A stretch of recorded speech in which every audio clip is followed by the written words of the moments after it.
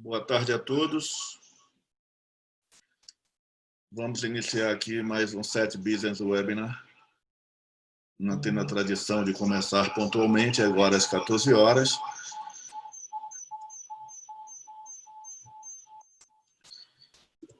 E espero que estejam todos com saúde. Aqui estamos mais uma vez reunidos. E vamos dar início, então, a mais um bate-papo nosso. Só aqui, de novo, contextualizando, para os que não participaram dos webinars passados.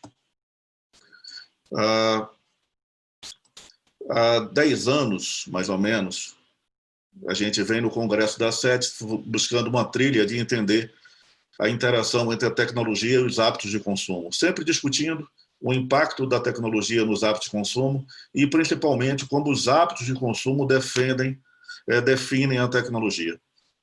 E aí o fato novo que ocorreu agora no começo do ano, finalzinho do ano passado e no Brasil a partir de fevereiro, a pandemia do coronavírus entrou como um fator novo em todo esse processo.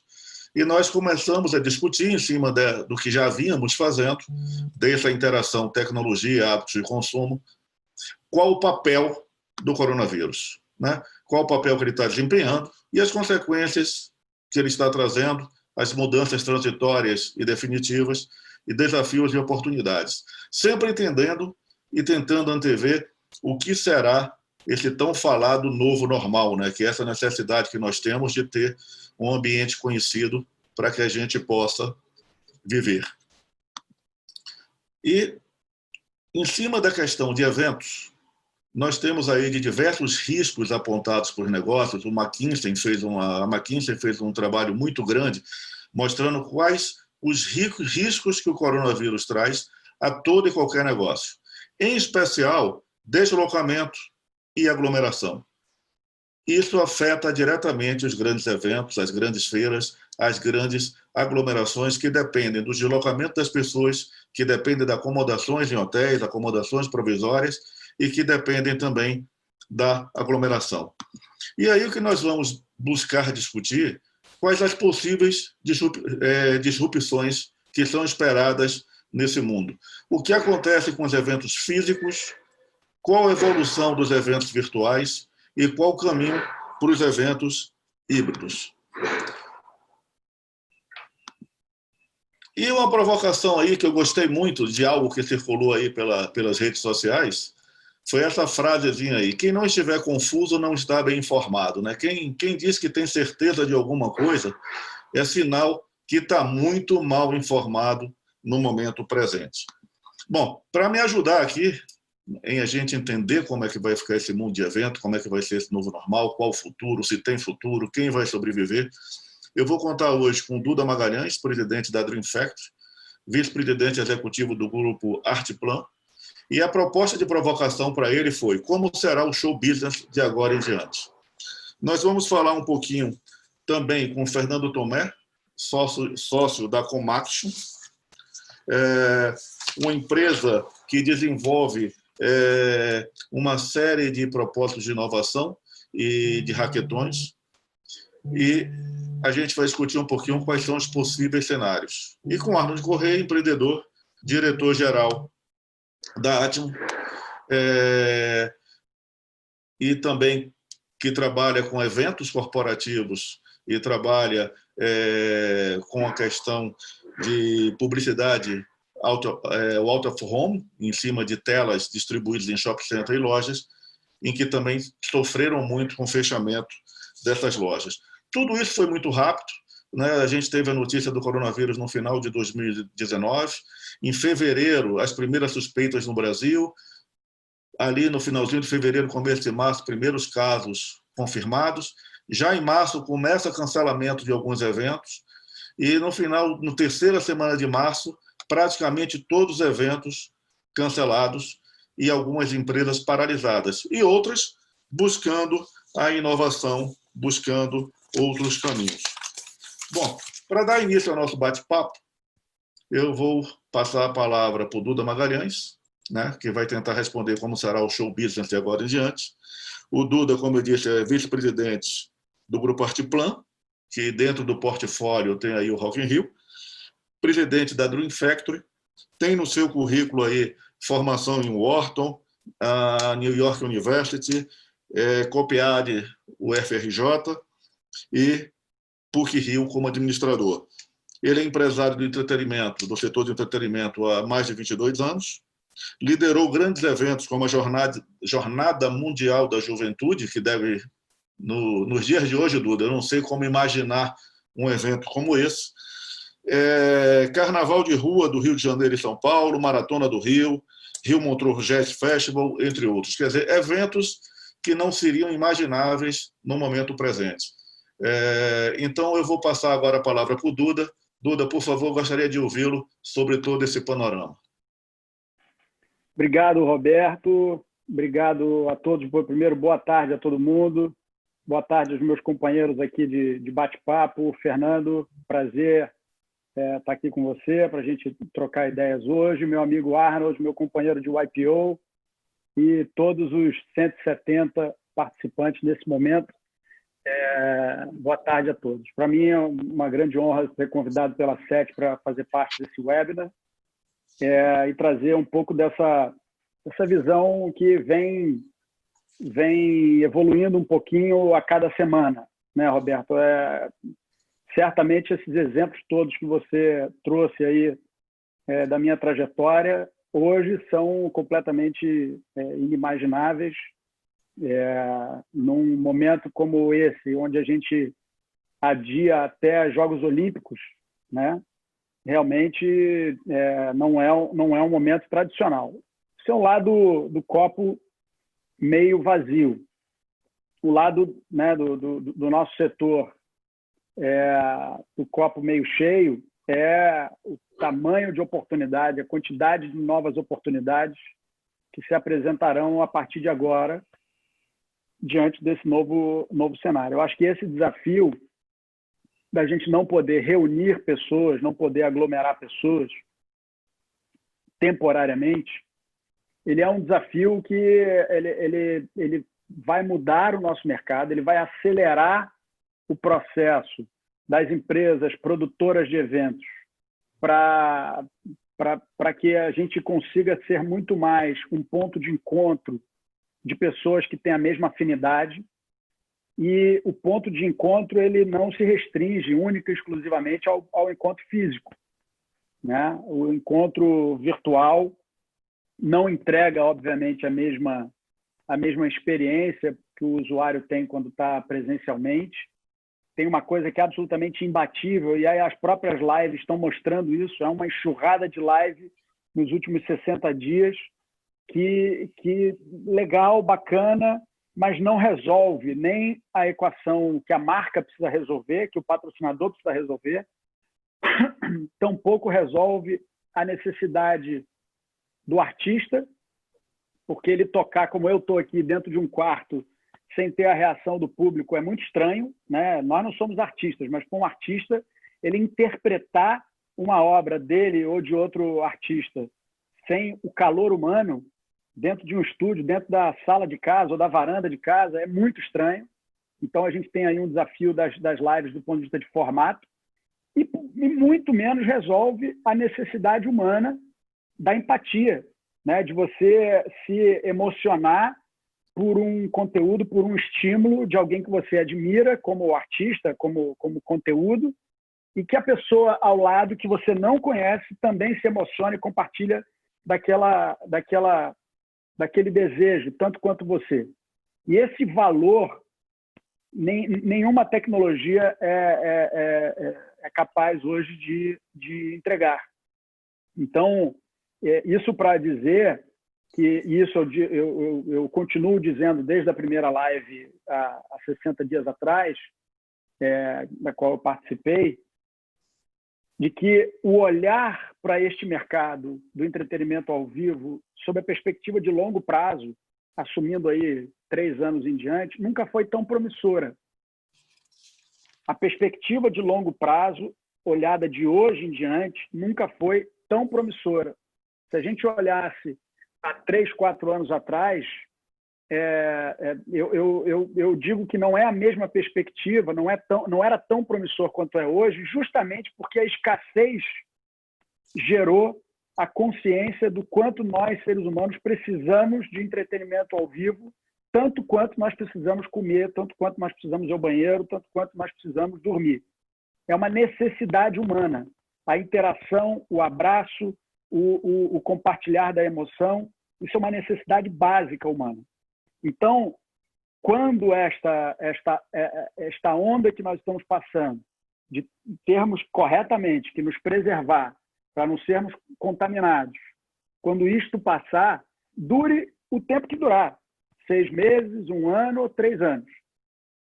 Quando voltar, este negócio será absolutamente gigantesco, porque quando a gente sair, né, eu tenho um dos meus sócios, que eu não vou dizer o nome aqui, mas ele me fala uma coisa engraçadíssima. Eu falo, cara, não vejo a hora. Ele gosta muito de ir para boate, para clubes, para festivais. Eu quero sair, quero dançar, quero me esfregar no chão da pista de dança. Eu quero poder virar criança de novo, eu quero curtir, quero abraçar os meus amigos, eu vou abraçar o garçom, eu vou abraçar todo mundo. Então, é uma pesquisa, né, Duda, de convívio, né? Todo mundo quer o convívio, todo mundo quer o calor humano, todo mundo quer esse envolvimento. Eu acho que você definiu uma questão bacana, né? A gente está carente do contágio emocional, né? Exatamente. Eu acho que isso é uma coisa que a tecnologia, pura e simplesmente, para mim a tecnologia ela vem a potencializar, a viabilizar, obviamente, novas coisas, mas principalmente no caso de entretenimento ao vivo, vem potencializar o ao vivo. Não é ou, é e, né? Não é que um é melhor do que o outro. É a soma da combinação ótima da tecnologia com o presencial é que vai entregar para o consumidor, no final das contas, uma experiência mais memorável, mais marcante, mais transformadora. Então, eu acho sim que no horizonte, para eu tentar me ater aqui ao tempo inicial que a gente combinou de introdução, eu acredito que esse ano de 2020 será muito difícil para o mercado como um todo, será muito desafiador. As medidas anticíclicas adotadas pelo governo até agora foram absolutamente insuficientes para esse mercado. Elas não chegaram para esse só não, para vários mercados. Elas não estão chegando, o que vai fazer naturalmente muito triste, mas vai fazer algumas empresas ficarem pelo caminho. É uma questão de necessidade de oxigênio, né? Se você não tem oxigênio, quanto mais tempo a gente demorar para botar esse oxigênio nessas empresas, mais empresas fecharão, mais postos de trabalho fecharão, o que é muito triste. Então, o ano de 2020, eu acredito que será um ano muito difícil, mas eu vejo essa retomada, tão logo a gente passe pelo pico ou pelo platô, como a gente queira chamar, e a gente consiga consolidar uma queda efetivamente e o mercado adotar práticas, protocolos, que não vão ser exclusividade do setor de eventos. A aviação vai adotar novos protocolos, o entretenimento vai adotar, o varejo vai adotar, enfim, cadeias de shopping center, etc. São protocolos sanitários que vieram para ficar. Eles não são passageiros quando o Covid passar, eles são novos protocolos que eu acho que uma maior conscientização apareceu, né, de toda a sociedade com relação à contágio. Então, eu vejo no longo prazo o farol alto aponta grande otimismo, o farol de milha, que é o que a gente efetivamente enxerga a próxima semana, próximo mês, esse é o que a gente efetivamente está enxergando e é crítico, e o farol baixo, que é ali de 3 meses, 6 meses, de uma total incerteza, e eu concordo com o poste ali que você trouxe totalmente. Perfeito, Duda. Eu acho que é muito bem observado essa questão desses pontos que você levantou, da necessidade de convívio, da questão do contágio emocional. E eu vou usar aqui, eu não lembro exatamente quem falou, nós estamos dirigindo um carro no meio de uma tempestade forte no escuro. Né? Então, é muito difícil. O próprio Google, que trabalha com muitas tendências, trabalha com muita pesquisa, declarando que está muito difícil de antever cenários, né? Todo mundo, quando começou essa paralisação, imaginava, isso vai durar 2 semanas. Muita gente adiando eventos por 2 semanas, depois não são alguns meses. Muita gente tirou eventos do primeiro semestre, botou lá para o final do ano e já está revendo, porque não sabe o que vai acontecer. Aqui no nosso meio, a NAB, que é uma feira de broadcast, a maior feira mundial de broadcast, ela era em abril, primeiro anunciou que ia postergar para o final do ano, e já em abril, no final de abril, anunciou que estava cancelada, outras feiras cancelaram. Então, concordo contigo, o curto prazo vai penar muito, mas também acredito que quando voltar, volta com tudo. Agora eu vou passar a provocação para o meu amigo Fernando Tomé, que vai tentar falar um pouquinho também dos quais possíveis novos normais, principalmente nesse ambiente de eventos. O Fernando, como eu disse, ele é sócio da Comection, Inteligência Social Digital. É uma consultoria criativa que desenha jornadas de inovação aberta para muitas grandes empresas do país.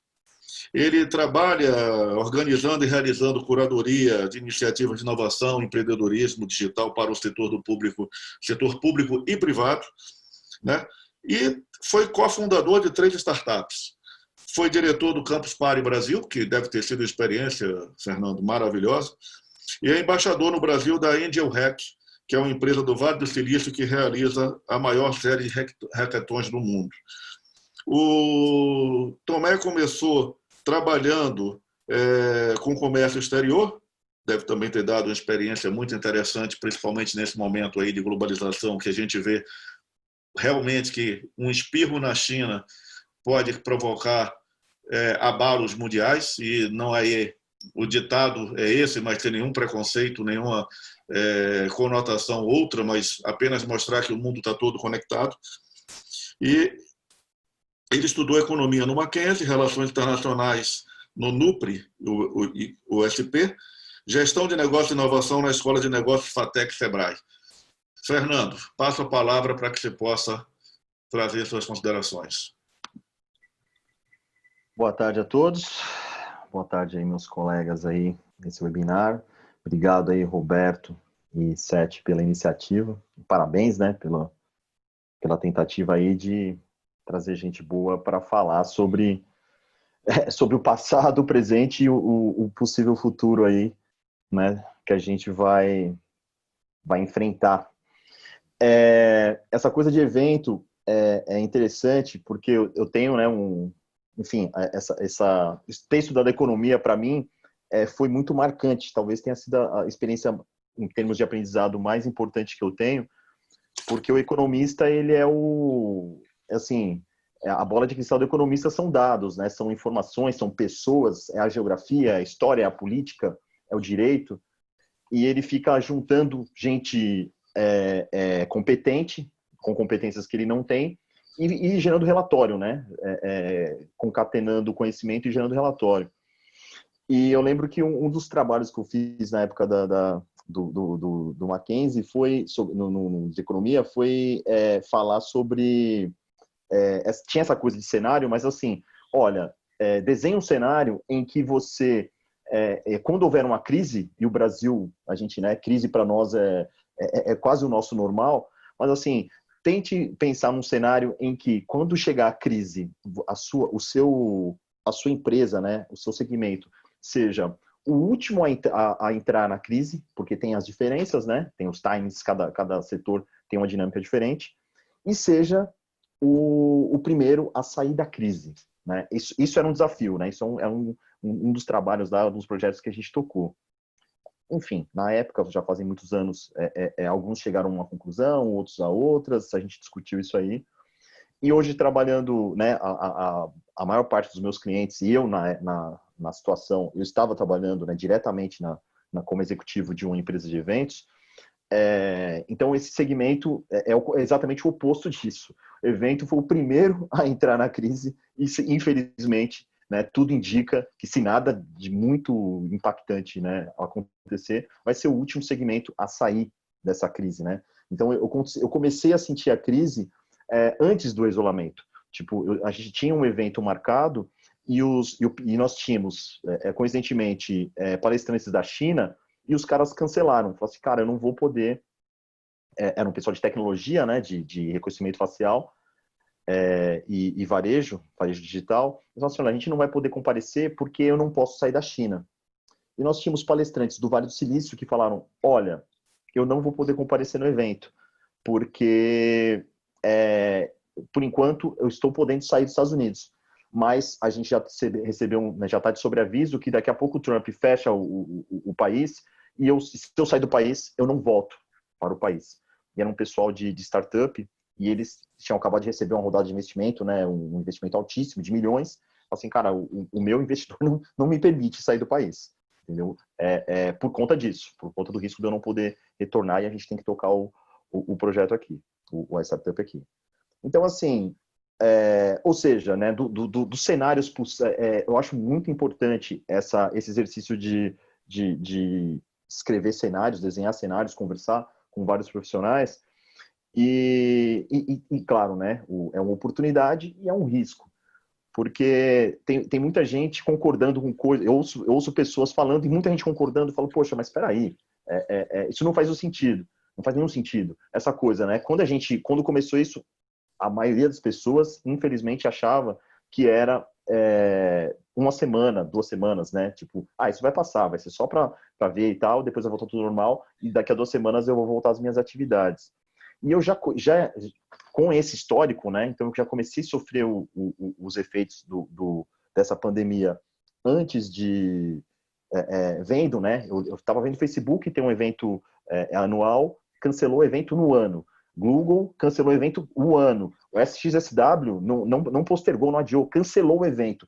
Eu fui conversar com esses caras, falei, né, tipo, ver o que esses caras estão dizendo. Tipo assim, eles já sabiam que o negócio ia demorar, né? Eles não falam assim, vamos fazer no segundo semestre. Não, esse ano não vai ter.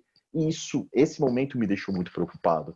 Eu falei, peraí, como assim cancelou? Sabe, os caras fazem um evento no ano, e é internacional, vai gente do mundo inteiro para esse evento. Por que esses caras não vão fazer no segundo semestre? Não vão fazer, sabe, não marcam outra data? O SXSW, particularmente, me deixou muito, muito preocupado. Então, assim, quando eu entrei no isolamento, eu já entrei com a mentalidade de ficar 6 meses em casa. Tá? Até porque, por perfil, eu prefiro me surpreender com a coisa que é melhor do que eu espero, do que me frustrar com a coisa que é pior do que eu espero. Então, eu tenho uma frase assim, tipo, se prepare para dar o seu melhor, mas no pior cenário. Entendeu? Então, ainda que você esteja num cenário ruim, se prepare para o que você pode dar de melhor. Então, o meu pior cenário seria 6 meses, tá, de isolamento, e a exemplo do amigo do Duda aí, do sócio dele, eu amo a rua, eu amo o movimento. Se você olhar, não sei se ainda tá, mas o meu slogan ali de Facebook e LinkedIn era junto pessoas talentosas para gerar resultados de impacto. E, cara, eu não faço a menor ideia quando eu vou conseguir juntar pessoas novamente num hackathon, num concurso de maratona de empreendedorismo digital, num grande evento como a Campus Party ou de outros eventos. Eu tenho um evento aqui que eu trouxe para o Brasil, que trouxeram para o Brasil e eu apadrinhei ele junto da empresa que eu trabalhava, chama PAPS, que é um evento de machine learning, inteligência artificial, enfim, que vem gente do mundo inteiro, é um evento internacional que acontece no Brasil, nos Estados Unidos e na Inglaterra. E, cara, eu não tenho a menor ideia de quando isso vai voltar a acontecer do jeito que era.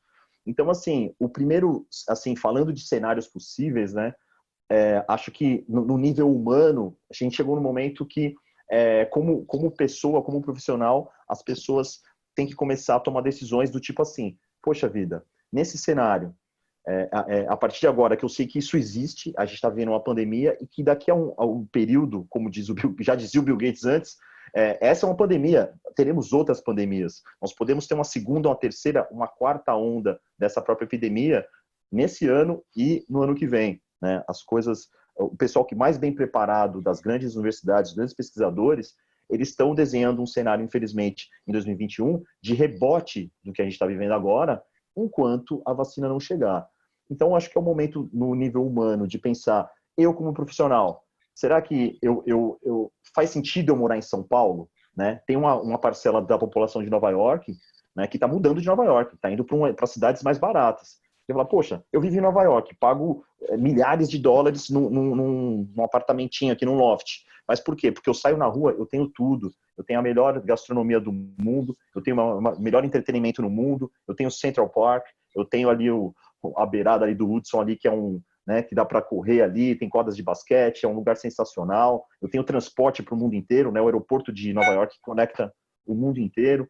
Então, será que vale a pena? Então, no nível humano, as pessoas estão tomando decisões de será que vale a pena morar em uma grande metrópole? Né? Será que no interior não está mais sossegado? Eu não teria mais liberdade, uma casa mais espaçosa, gastando menos?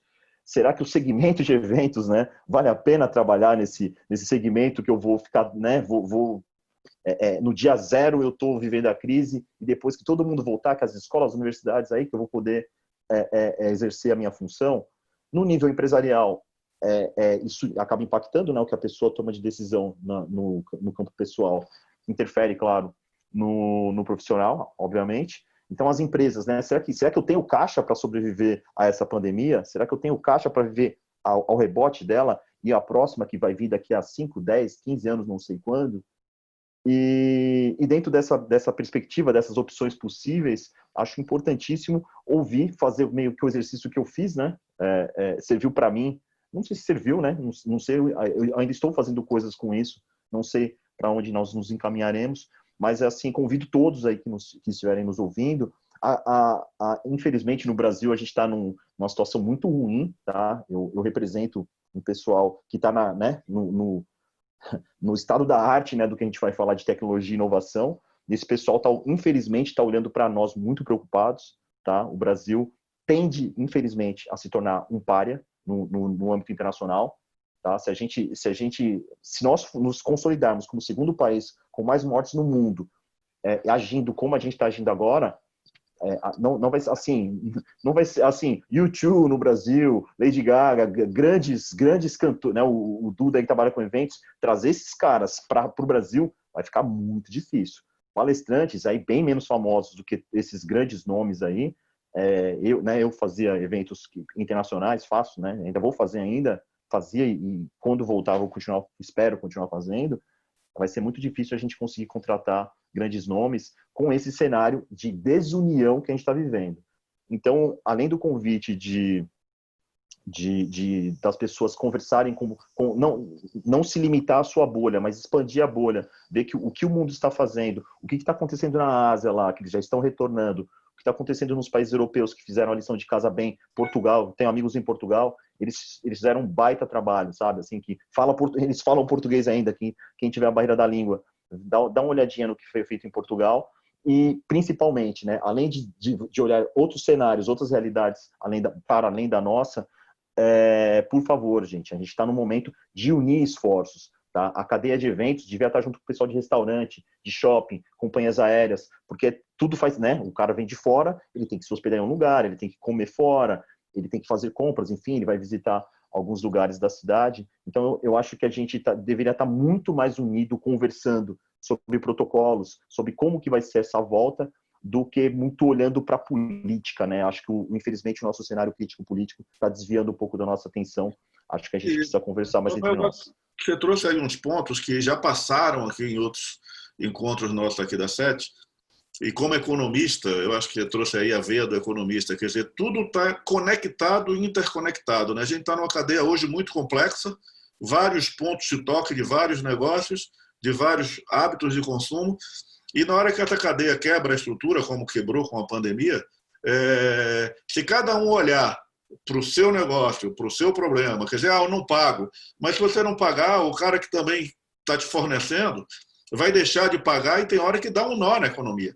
Quer dizer, e como o Duda falou, as medidas que foram tomadas para tirar um pouco dessa questão do momento ainda são insuficientes e tem muita gente apegado às suas verdades, né? E uma das coisas que eu digo sempre é o seguinte, um plano, ele resiste até o momento que ele entra no campo de batalha, né? Você faz um plano de guerra, um plano de ação, mas na hora que você entra em campo, era como Mike Tyson dizia, o seu plano para a luta vale até você tomar um murro na cara, a partir dali a luta é aberta.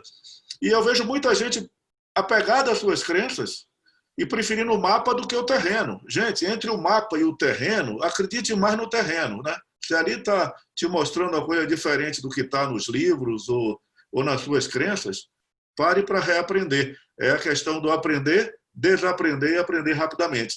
E aí, falando nisso, eu vou passar aqui a palavra para o Arnold, para também trazer a visão dele sobre essa questão.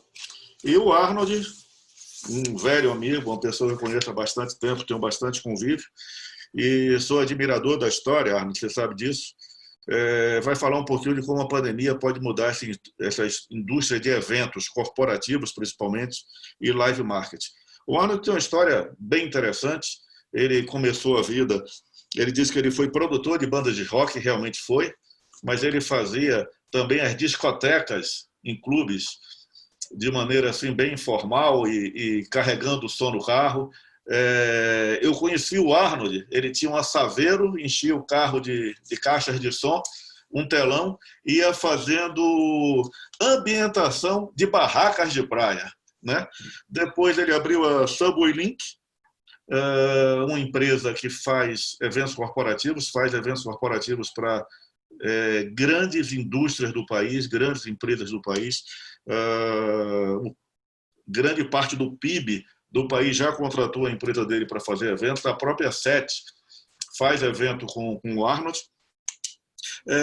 Depois entrou para essa questão de mídia digital, out of home, quando ninguém no Brasil falava nisso. Ele viu lá nos Estados Unidos, trouxe, e é hoje um dos maiores donos de tela em shopping center e em lojas. Foi empreendedor, foi selecionado como empreendedor Endeavor, ganhou vários prêmios e estudou administração na Universidade Mackenzie, também tem especialização na GV, fez cursos de extensão executiva na Harvard Business School, Stanford Graduate e na Tel Aviv University. Então, é uma pessoa que tem aí um excelente relacionamento, por participar do mundo de eventos corporativos, sabe bem o que é isso. E eu vou provocar o Arnold para contar um pouquinho desse, porque o Arnold foi um dos que, ao momento que a crise cancelou todos os seus eventos, ele não travou, ele inovou, se trancou um final de semana e inventou novos produtos. Conta um pouquinho dessa história, Arnold, conta um pouquinho do que você acredita do que vai ser esse mundo de eventos daqui para frente. Bom, primeiro, vou tirar só o velho amigo é pelo Roberto, viu? Que eu sou mais jovem, tá? Ele tem aí alguns 15 anos a mais do que eu. Mas olha, ainda bem que tem vídeo, dá para ver pela aparência que a cronologia não está valendo tanto. Na opinião da sua mãezinha e da esposa. Mas tudo bem. Bem, primeiro, Roberto, obrigado pelo convite, obrigado, parabéns aos colegas aí, ao Dudu e ao Fernando por estar aqui. Eu me sinto muito honrado de estar na SET. A SET é uma casa que eu admiro há muitos anos, aprendi muito, formei grandes amigos. Então, a gente poder estar junto com a SET aqui, contando um pouco da história e da nossa visão nesse momento, me deixa honrado, né? Primeiro, quero dar uma contextualizada sobre tudo isso que o Roberto falou, que realmente é verdade, né? Eu sou apaixonado por esse negócio de entretenimento, tecnologia e comunicação. Comecei trabalhando com bandas, tive discoteca, e num determinado momento eu perguntei para um banqueiro famoso, encontrei ele no hotel, falei, você vai ter um evento aí? Já pensou em fazer esse evento com a cara meio de um show, apaga a luz, toca música e tal? E isso foi há muitos anos atrás, em 92, não tinha PowerPoint ainda. Então a gente começou a fazer convenção nessa época. E dali para frente eu me apaixonei pela cultura empresarial, né? O mote da nossa empresa, ele é: pessoas engajadas geram melhores resultados. Por que eu lembro disso dentro desse tema? Porque a gente acredita que quando as pessoas estão juntas e você transfere para elas um pouco do seu sonho, você consegue fazer com que elas se mobilizem e consegue fazer com que elas gerem aqueles resultados que você espera para a tua empresa. E é isso que a gente prega e faz ao longo de 30 anos. Trabalha nesse tipo de projeto, que se retrata em evento. E evento é ter gente. Então, a gente teve o nosso último evento desse ano, nos moldes tradicionais, acho que em 10 de março, Eu lembro que no final de semana do dia 11 de março a gente tinha um evento montado por uma companhia que é líder mundial na categoria dela, pronto, assim, já tinham chegado uns 50 convencionais, aqueles caras que vêm de longe, e aí o dono da companhia, italiano, ligou e falou, olha, não vamos ter evento, cancela o evento. E o presidente aqui falou, pô, mas está tudo pronto já, né? A crise ainda não bateu. Ele falou, não, mas nós estamos de luto. E a gente viu aquele evento, a coisa mais linda do mundo, tudo pronto, não vai ter. Não é questão de dinheiro, de pagar ou não, não vai acontecer. E dali para frente foi uma sequência. A gente viu vários clientes com questões muito importantes de multiplicação de cultura irem cancelando os seus eventos, né? Não dá para julgar, é o que o Roberto falou, é o que o meme dizia lá no começo da apresentação do Roberto, né? Eu acho que não tem certo ou errado. Questionar as decisões que foram tomadas é uma coisa um pouco confortável, né? E quando eu vi o Warren Buffett falando, acho que uns 15 dias atrás, que ele não sabia o que fazer. Lembra que o Warren Buffett o sócio dele é o Bill Gates, né? O Jorge Paulo Lemann. Você, esse cara que tem talvez o maior núcleo de informação do mundo, entre humildemente e fala, olha, eu não sei o que é isso. Pô, quem sei? Quem dizer que sei, né? Então, eu falei, cara, realmente ninguém sabe. Não dá para a gente questionar as decisões, mas o mundo parou.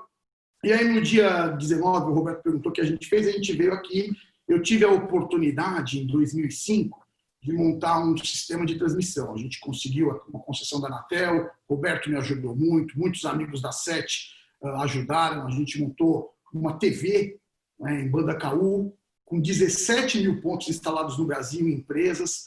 Então, a gente, ao longo desses 15 anos, evoluiu esse produto para a internet, evoluiu para o mobile. A gente falou que, cara, vamos criar um sisteminha de transmissão. Vamos para cá, criamos um produto digital, colocamos ele de um jeito mais barato, com um pouco mais de segurança, e ao longo desses 62 dias de isolamento, com os nosso time aqui todo em home office, outra coisa super constrangedora, a nossa empresa tem calor humano, a gente fez aí uns 250 eventos transmitidos online, né? O último deles, nesse domingo, com 330 mil participantes, e aí mescla uma porção de coisas, um evento gigante via YouTube Brasil, YouTube México, YouTube Latam, para um cliente que trabalha com marketing multinível e tal, assim, um evento de 10 horas de transmissão, segurando 176 mil pessoas em média. Mas, tudo isso porque a gente acredita que a comunicação ela é realmente muito necessária para a empresa. O live marketing, se você pegar as grandes redes, ele não viverá sem se conversar, sem comunicar e sem o calor humano. E quando a gente montou essa TV em 2005, muita gente falava, qual que é a intenção? Vocês vão parar de trabalhar com os eventos, né? A TV vai substituir o evento, e eu sempre usava uma analogia. Olha, isso aqui é mais ou menos assim. O camarada vai a Roma e vê o Papa. Ele volta de lá energizado, com a fé dele super forte. Uma semana depois, diminui um pouquinho. 15 dias depois, mais um pouquinho. 20 dias, o cara já está desacreditando. 30 dias, o cara nem lembra. É isso que é uma convenção corporativa. E aí, semanalmente, ou quinzenalmente, ou mensalmente, a gente entrava com um programa ao vivo para fortalecer essa cultura. E agora, a gente vê as lives facilitaram muito. Eu acho que se tem uma coisa positiva, que esse momento de pandemia vai deixar de legado, é realmente a transformação digital.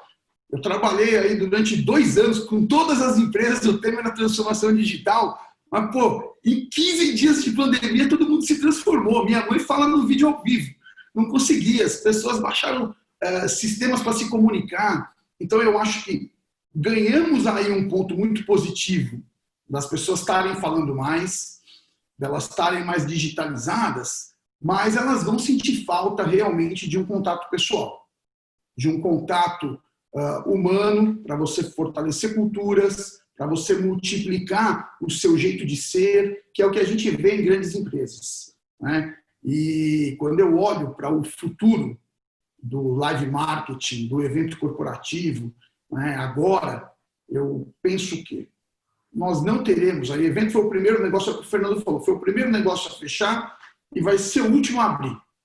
Hoje mesmo, um pouquinho antes da gente começar aqui, o Dória já lançou um programa de reativação e tal, mas o evento está lá na fase 5, né? Evento corporativo, então, quem vai ser a companhia que vai pegar o seu time e convocar para uma convenção para correr o risco de você ter uma contaminação em massa dos seus líderes? Não vai acontecer, né? Mas eu acho que a gente vai ter aí um 2020 à distância para o mundo do live marketing, congressos como o da SET, que eu tenho a oportunidade de estar presente, ajudando há uns mais de 10 anos, eu acho. Nós reprogramamos para novembro, mas a chance talvez de se fazer, eu não sei o quanto será real, né? A APAS, que eu faço há 10 anos, reprogramada, também acho que não vai acontecer.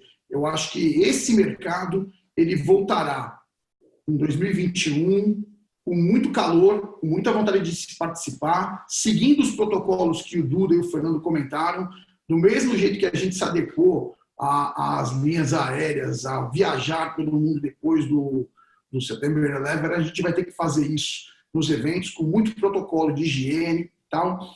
Mas, nesses dias, eu recebi de alguém, acho que alguém do IPO, um artigo de um médico de Maryland, que chama Robert Redfield, acho que é, Júnior. E assim, é uma coisa muito sensata, ele coloca 17 tópicos, né, falando sobre a pandemia. E, na verdade, tem muito sentido. A gente não vai conseguir curar esse negócio rapidamente. Você tem aí as iniciativas do mundo inteiro, financeiras, querem descobrir essa vacina. Esses dias eu estava conversando com um cara de um fundo, que é nosso sócio aqui, e ele falou, pô, aconteceu alguma coisa boa, as bolsas estão subindo. Isso tem uns 40 dias. Acho que arrumaram a vacina. Quando a nossa colônia começa a fazer compra, é porque aconteceu alguma coisa. Pô, eu falei, pô, o cara sabe tudo, né? Esses caras de dinheiro, de famílias que vêm aí, é o bisneto do cara e tal, eles têm conexões. Eu falei, arrumaram. Aconteceu nada, voltou tudo de novo, o dólar bateu a 6 quase.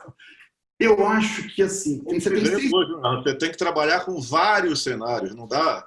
A questão da ambiguidade, você não pode apostar em um cenário único. O mundo está mudando a cada dia. Mas o que eu vejo? Você tem 6 grandes iniciativas de desenvolvimento de uma vacina.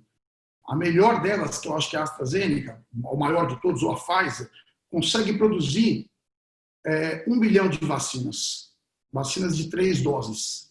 Você vai ter que aplicar, então precisa de 21 milhões de doses para você poder. Isso aí vai se prolongar por 1 ano depois que alguém descobrir a vacina. E o que vai acontecer? Esses protocolos vão ter que fazer parte da nossa vida. O coronavírus, você não pega ele no ar, ele não está na superfície das coisas. Você vai criar o hábito de quê?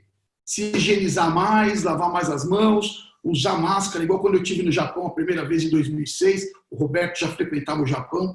Eu falei, cara, as pessoas de máscara, né? Para não contaminar, isso há 14 anos atrás. Então, é um fluxo, eu acho, de protocolos novos que a gente vai conviver com ele, com menos aglomerações, mas com calor humano. Então, eu acho que em 2021 a gente vai voltar a ter eventos menores, com menos pessoas, seguindo muitos protocolos, né? Mas uma nova realidade de vida que não vai acabar o mundo, até porque eu tenho um lema que diz que depois do fim do mundo ainda tem mundo pra caramba, eu não falo pra caramba, né? Mas assim, e é isso que eu vejo no futuro dos eventos corporativos.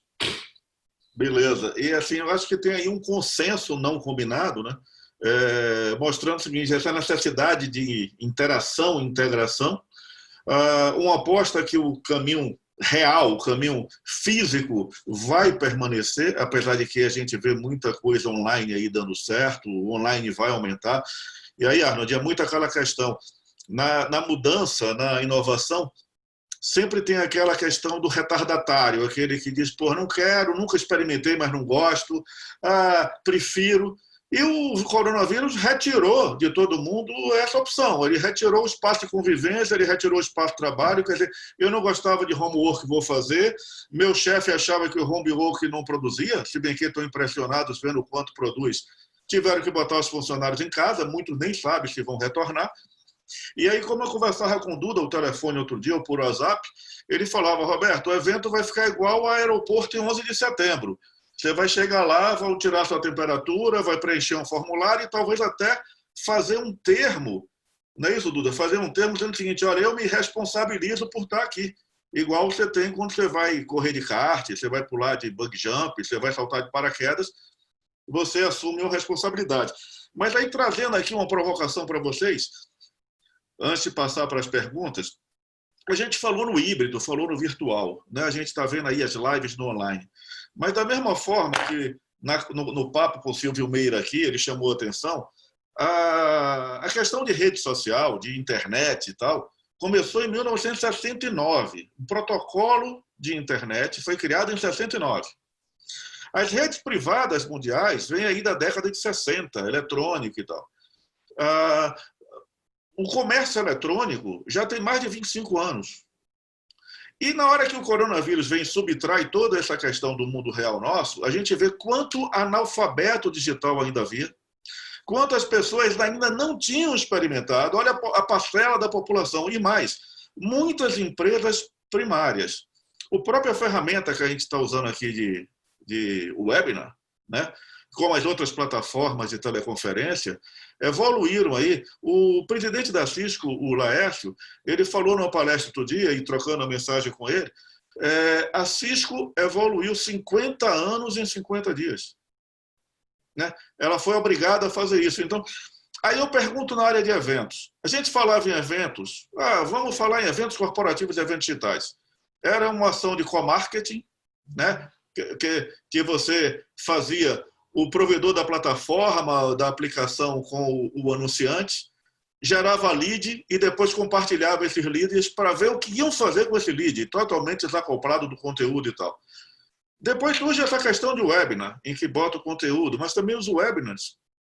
Eu acho que ninguém lembra aqui de um webinar com 200 mil pessoas, como aconteceu recentemente, uma live. Mas ainda tudo é assim, é um vídeo, uma tentativa de reprodução do mundo virtual, do mundo real, né? A gente tenta trazer um palco, tenta trazer um show. A linguagem digital, e outro dia o Tomé falava isso numa palestra, que aí eu vou provocar ele também, que ele estava dizendo que o Campus Party esse ano vai ser virtual. Como fazer esse Campus Party virtual? Porque a linguagem no digital é diferente. A interação, a integração no virtual é diferente. Falta esse componente emocional, falta... E aí eu provoco os três para dizer o seguinte, o que é que vocês acham que surgiu de novo nesse momento? Quais as trilhas de eventos virtuais, híbridos, vocês estão achando que vão? E como é que vocês imaginam esse novo normal, trazendo aí o virtual como um componente novo? Eu acho que o Arno já deu uma pista aí dessa questão de híbrido. Duda, está contigo a palavra. Você levantou a mão, fala. Eu ia pegar esse ponto. Primeiro, só recuperando aqui um ponto que o Fernando colocou, da união de todos desse setor, etc., que eu concordo plenamente. A gente tem participado, Fernando, eu faço parte de uma associação do nosso setor, que foi fundada há 2 anos atrás, chamada Apresenta, que é a Associação dos Promotores de Eventos do Setor de Entretenimento, e que reúne, enfim, além da Dream Factory, da Rock World, que é a empresa que promove Rock in Rio e a Game XP, reúne a IMM, reúne a V3A, enfim, grandes empresas, são 176 associados, e apresenta, junto com outras entidades, com a Ampro, inclusive, Arnold, nossa Ampro lá do mercado promocional, enfim, com a ABO, com várias entidades, fizeram um esforço conjunto, que nessa hora, definitivamente, o mais importante é a gente estar unido, né? Não é uma disputa de quem da entidade A, B ou C. O setor precisa ter uma voz para ser ouvida, efetivamente, por esse advocacy perante, né, o governo, perante todas essas soluções que estão sendo apresentadas.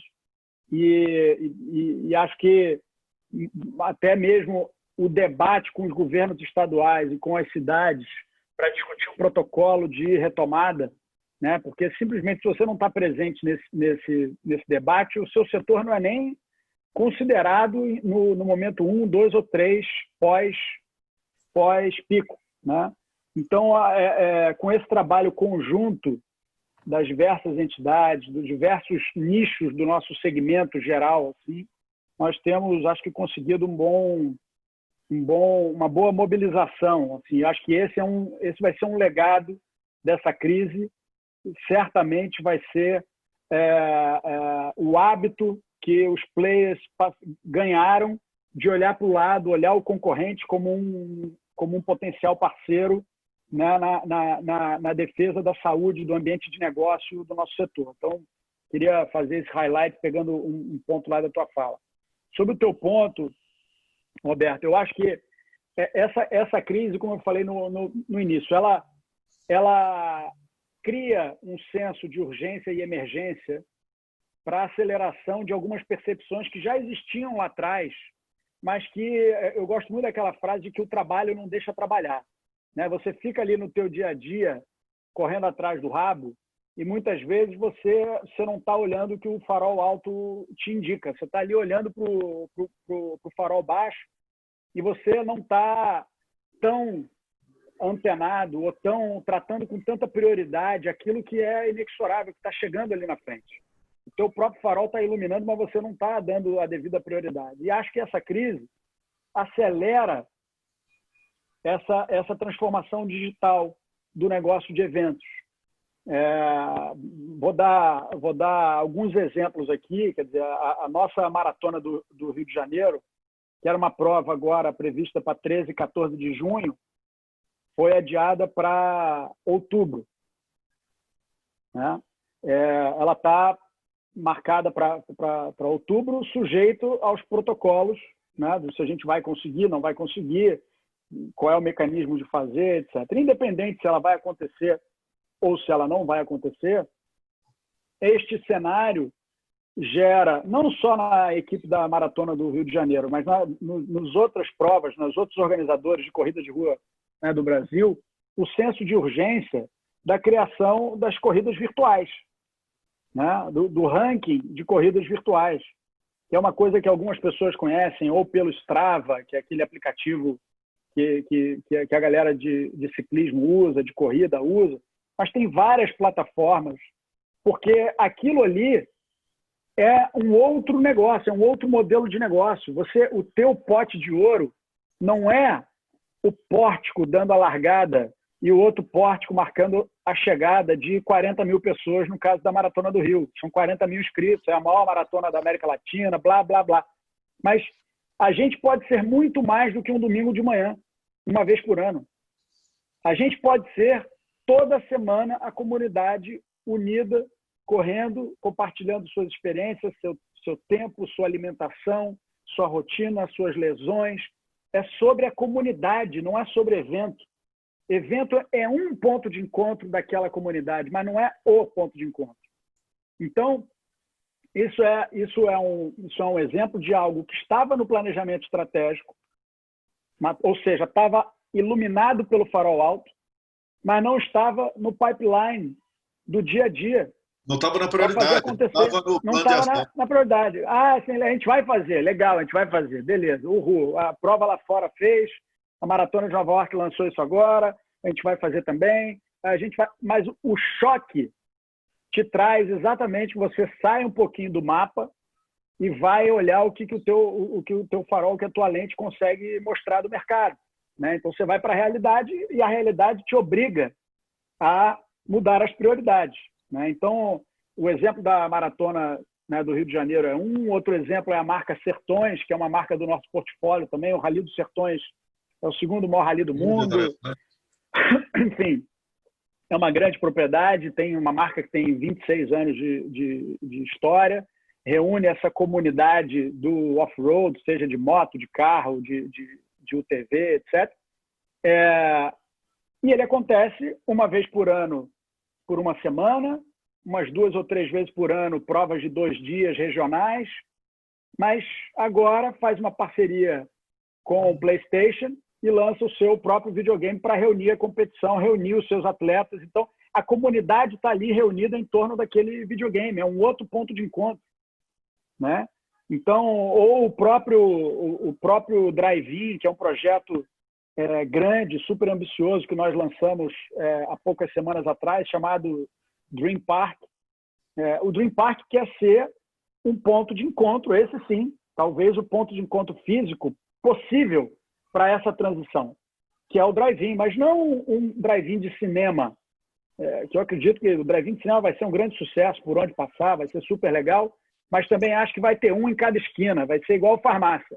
A gente quis criar um drive-in de entretenimento, para trazer sim o cinema, para trazer a música, para trazer o esporte, para trazer infantil, para ser um local de palestras, para ser um local para eventos corporativos, né? Você usar, e a gente vai fazer uma rede, né, no Brasil, em 8 capitais, com esse Dream Park, mas a gente não vai começar agora. A gente é contra começar. Enquanto a gente tem aí 1000 mortes né, por dia, a gente não acha, e nenhum dos nossos patrocinadores também compartilhariam dessa escolha. Eu acho que é um momento de respeito, é um momento de sobriedade. Agora, sim, quando essa curva se consolidar para baixo, que pode ser que aconteça em julho, final de junho, em julho, etc., acho que é o momento, sim, da gente voltar, porque, como a gente falou antes, as pessoas precisam se encontrar. O efeito colateral dessa extensão, né, alguns ou muitos terão a capacidade de equilíbrio emocional, etc., né? Como o Fernando estava falando, estou pronto para ficar 6 meses em casa, o outro está pronto para ficar 1 ano, o outro vai estar pronto para ficar 1 mês. E nesse momento já tá panicando. Então, é uma questão de saúde também, a interação, o ponto de encontro. Agora, de uma forma possível. Não vai ser viável aglomerar em show numa casa de shows de 3, 5 mil pessoas, como era há 2 meses atrás, há 3 meses atrás. Então, eu acho que a solução, essa crise, ela acelera algumas perspectivas, troca prioridades em absoluto e ela desafia a novos formatos, né? Acho que as lives, como eu falei antes também, reforço aqui, as lives elas precisam evoluir no seu formato, né?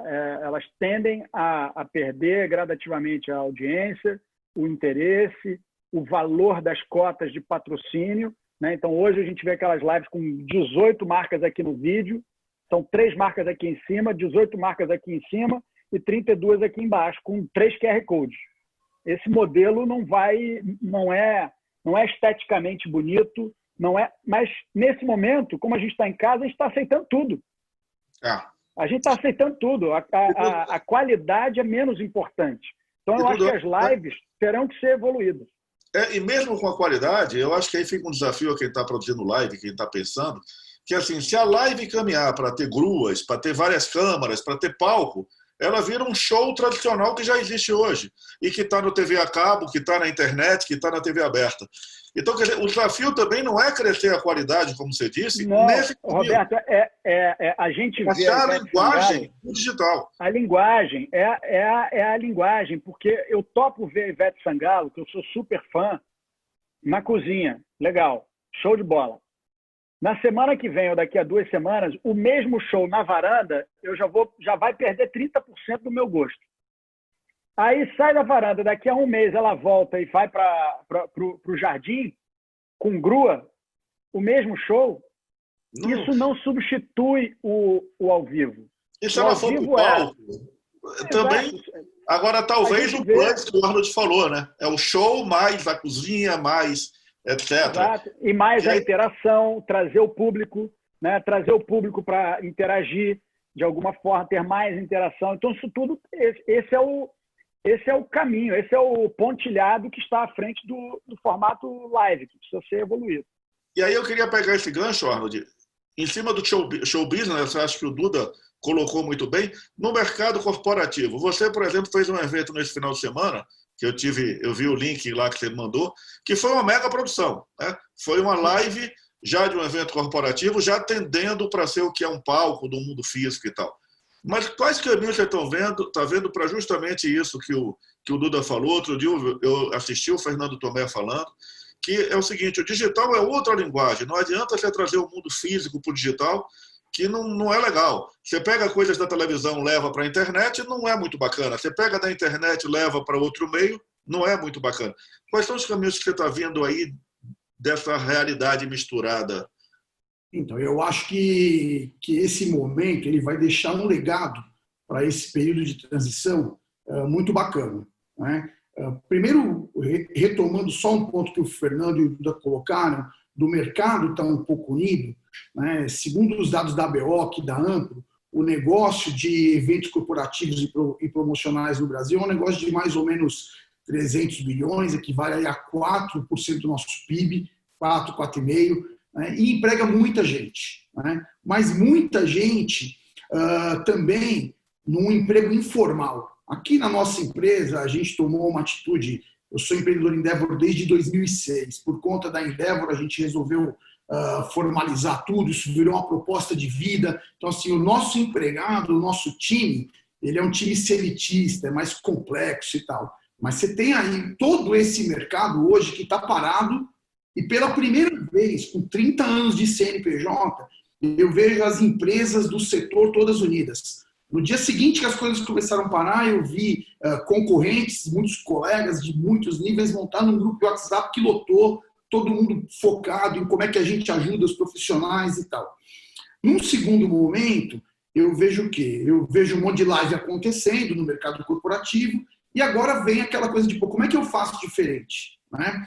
E aí eu olho assim, a gente vai ter uma saudade incrível dos eventos e nesse primeiro momento tem gente pensando, pô, dá para fazer online, e começa a querer um pouco mais de produção. Essa produção, por exemplo, que a gente teve aí no final de semana, tinham 23 pessoas da área técnica envolvida, com muitas competências. Tinha drone, tinha grua, tinha painel de LED, tinha transmissão via SAT, tinha tradução simultânea, mas o cliente exigia um protocolo do time totalmente diferente do que já foi exigido esse tempo inteiro. As pessoas tinham que estar testadas de Covid, tinha medidor de temperatura na entrada. Por quê? Porque a gente fez uma convenção virtual no Mude Fique em Casa, com retenção das pessoas. E aí eu vejo o que vai ficar de legado legal. Passando esse período de isolamento, coisas que eu acho que vão ficar para sempre, tá? Muitos convidados entrando online. A gente não via isso antes. Então, nós vamos ter uma convenção de um cliente do nosso setor alimentício na semana que vem, que ela acontecia em 2 dias e meio, ela vai acontecer em 5 períodos da manhã e cada dia a gente tem um convidado. Por quê? Porque o convidado entra via Zoom. Está fácil dele fazer, ele entra num modelo de videoconferência, conversa. Isso eu vejo como um legado positivo. Tá? A solidariedade, né? Esse trabalho que a gente fez aí nesse final de semana, foram arrecadados 20 toneladas de alimento. As pessoas que... Esse mesmo evento ele foi ano passado no Rio, com 20 mil pessoas, no Rio Centro. Então eram 2 dias, um sábado e um domingo, 20 mil pessoas em cada dia. As pessoas ficaram agora no YouTube assistindo o evento, mas você que economizou esse dinheiro, se sensibilize e faça uma doação. Pô, então você vai ter um momento de solidariedade bacana. Eu acho que a tolerância também, antigamente você fazia uma proposta, poxa, vamos entrar com alguém da área internacional, né, e vamos conectar via Skype ou via Google Meet, e aí se o cara atrasasse, o sinal caísse. Na SET tivemos isso uma vez, a gente fez uma conexão de Webex do Japão, a tolerância era muito pequena. As experiências foram horríveis. Mas hoje elas seriam mais compreensíveis, porque todo mundo sabe que de repente nós estamos aqui conversando e eu posso cair no meio da fala e não roga praga. Então, isso eu acho que essa tolerância vai acontecer, né? E múltiplos participantes, tá? Então, a gente tem um projeto para 2021 de um cliente nosso, onde a gente fazia um grande evento. Nós vamos fazer um evento central com 50 polos, ou seja, lá na frente você vai ter 50 lugares com 20 pessoas e vai retransmitir também via plataforma para um monte de gente. Então, eu acho que vai deixar um legado de mais tolerância, mais digital, mais participação e mais gente vindo de fora. Então, eu enxergo que esse período de transição ainda vai ensinar muito para a gente sobre isso, com coisas mais elaboradas. Né? Esse meu cliente do ramo alimentício da semana que vem, a gente vai fazer uma receita com um grande chefe para 500 pessoas. O grande chefe vai estar da cozinha dele e todo mundo conectado, seguindo a receita. Então, assim, são inovações também. Manda um link para a gente aqui que está no webinar. E os caras vão receber os ingredientes, entendeu? Então, assim, tem todo um contexto, eu acho, de explorar um pouco esse momento com mais calor e usar esse período de transição para aprendizagem. Eu recebi um convite para uma degustação de vinho. Você escolhe quais degustações de vinho você quer. O Ricardo Miranda, até que deve estar nos assistindo, me mandou. E você escolhe o kit que você quer degustar e vai estar a degustação ao vivo e você tem seu kit em casa para consumir. Ou seja, dá para criar muito, né? E, digamos... Só nessa linha, olha, ontem, uns amigos nossos que têm um trabalho aí de comunicação, que faziam eventos, não estão fazendo eventos, mas quase todo dia tem transmissões com a gente. Ontem eles fizeram um jantar com o Jacan, que esse jantar estava programado para ser lá no Presidente Jacan, com 36 casais. Eu não participei, porque eu tinha esse compromisso com você hoje aqui, então eu me poupei. Onde você recebia uma garrafa de vinho, uma garrafa de champanhe e o menu na sua casa e todo mundo junto. Substitui? Não substitui, mas conforta. Mas você vê o que é o network correto, né? Eu só estou recebendo convite de webinar para saber como a economia está indo mal ou está indo bem, etc. E tal. O cara recebe para Jacan, para comida. Meu avô já dizia, fique perto de quem come e longe de quem trabalha, porque sempre sobra, né? Então, tem aí o ensinamento do Arnold. Mas, olha, eu acho que o Duda falou, você falou, e provavelmente agora, quando eu provocar o Tomé, ele vai falar, que essa oportunidade do virtual de você fazer eventos globais, você fazer um Rock in Rio em que tem palcos no mundo inteiro e artistas se apresentando no mundo inteiro e com integração mundial, você fazer um evento em que você tem palestrantes sem precisar se deslocar, quer dizer, se o deslocamento no primeiro momento é um obstáculo, ele pode ser uma oportunidade. E aí eu estou falando isso para provocar aqui meu amigo Tomé, que foi diretor do Campus Party há muito tempo, por muitos anos, ainda é responsável por muitos eventos de hack. E a notícia é que o Campus Party esse ano é 100% digital. Isso é um desafio, mas também traz essa oportunidade de fazer um hackathon mundial, correto, Tomé? Sim, né? Tem uma frase, a frase que eu mais gosto, né, que eu adotei até para mim. Infelizmente a gente não está praticando muito, mas assim, não podemos desperdiçar essa crise, sabe? Tipo, é um momento muito, né, muito singular para a gente desperdiçar. Muito forte, verdadeiro. Mas assim, do lado, falando objetivamente, tá, de hackathon, o hackathon ele é uma metodologia ativa de educação experiencial, tá? Então assim, ele não tem 24 horas, 48, enfim, né? Normalmente é de 24 a 30 horas à toa. Ele não tem o formato que ele tem, as coisas acontecendo na ordem que acontecem à toa. Então, assim, da mesma forma que uma revista, né, um gibi, né, eu amo quadrinhos. Quadrinhos não são... Por exemplo, o Batman, lá nas origens, ele passava no rádio. Era tipo uma novela. Os caras narravam o Batman, né? Pouca gente sabe disso. Só nerd sabe disso, na verdade, né? Então, assim, o Batman no rádio é uma novela, como qualquer outra. É uma história, é um drama, né? Falado pro rádio. O gibi, o Batman, é uma coisa. O filme do Batman é outra coisa. Uma vez eu fui no teatro, viu? Tinha um teatro, a Warner Bros. Fez um teatro do Batman, é outra coisa. Então, o hackathon presencial é uma coisa. O hackathon digital é outra coisa, gente. É outra linguagem, é outra experiência. Não me apaixona, tá? Já fazemos no AndioHack, nós fazemos já há muitos anos. A IBM é uma das patrocinadoras, o governo de Dubai patrocinou alguns anos, né? Por temporada, né? Então algumas temporadas foi a IBM mais o governo de Dubai, só que é uma experiência totalmente diferente, tá? Para mim, sinceramente, é uma experiência empobrecida, tá? Então, que na verdade não é muito diferente de um evento virtual e um evento presencial. Então, assim, nós estamos passando por um momento de educação coletiva. Então, todos nós estamos nos educando de como que é um evento na prática, né? Eu tive startup, então a gente brinca, mas é sério. Startup não é uma empresa, a startup é uma escola. E no final do curso, você vê se aquela sua experiência virou um negócio ou não. Né? Ou seja, se é negócio, quando é negócio? Quando dá lucro, quando tem trade, né? Quando tem troca de dinheiro, produto, serviço por dinheiro. Se não conseguiu fazer isso, a startup ela é descontinuada, né? Não existe falência de startup. A startup ela é só descontinuada, você abre outra. Eu tive 3, para uma dar lucro, né? Tá aí até hoje. Então, assim, o desafio para nós agora, né? Assim, uma vez já educados, né? O nosso evento vai ser mais para frente. Poxa, todo mundo que foi numa Campus Party sabe que é uma experiência incrível e que não dá nem para explicar porque é uma coisa que você tem que vivenciar, né? É uma imersão em tecnologia, inovação, enfim, em tecnologias de estado da arte e tal. Agora, o que é uma Campus Party digital? Vamos descobrir todo mundo junto.